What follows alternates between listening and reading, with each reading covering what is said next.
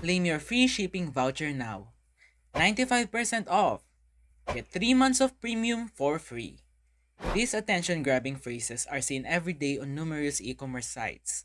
Seeing this makes you think that you've encountered a great deal, but in the end, you unknowingly pay more than what you initially believed to be paying for. These are what we call deceptive designs.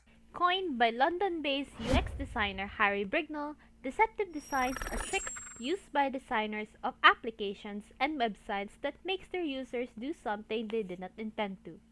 There are 12 types of deceptive designs. Trick questions take advantage of users by tricking them into answering a question in a way they didn't intend to.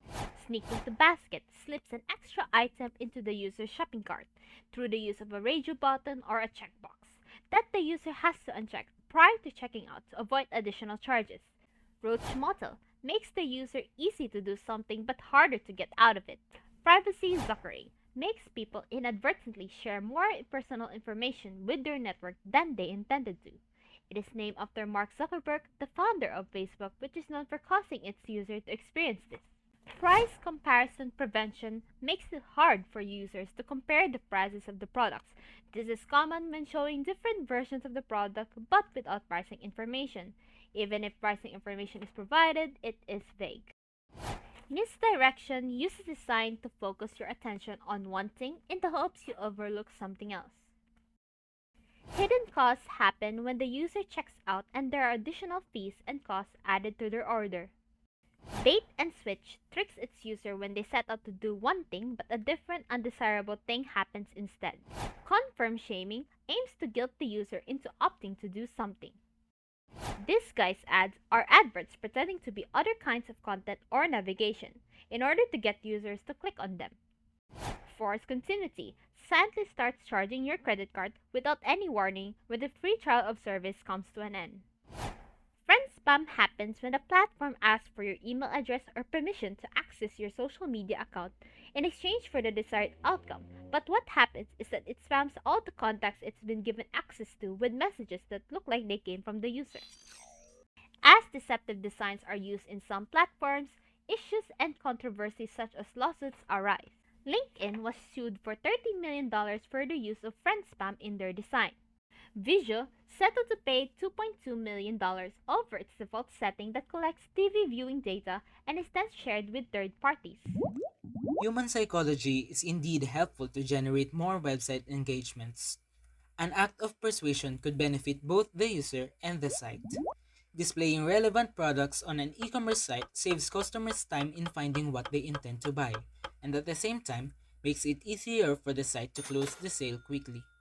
Evil comes from misusing persuasion.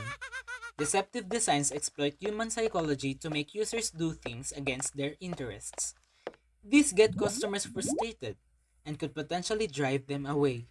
According to PwC, 32% of customers around the world would stop doing business with a brand they loved after one bad experience. In Latin America, 49% say they'd walk away from a brand after one bad experience. That's almost losing a half of the customers for each bad experience on a site. What can we do now? Report to DTI all the misleading or deceptive advertising methods you encounter on a site. Remember that you are protected under the Consumer Act. Lawmakers and public officials should create policies banning the use of deceptive schemes on websites. For site owners, there are a lot of possible ways to sell your service while retaining your customers. Instead of making unsubscribing difficult, offer a retention voucher to convince them to stay. Always show the total cost in the shopping cart, including the extra charges. Don't frustrate your customers by tricking them into clicking the disguised ads. Let them decide whether they want to give their information or not. Show relevant items as suggestions on the shopping cart page instead of sneaking them into the basket. Don't renew the service until customers confirm to continue their subscription. Once they finally decided to opt out of your service, a simple "you have been unsubscribed" message on the page will suffice. And most importantly, do not say free shipping if it's capped.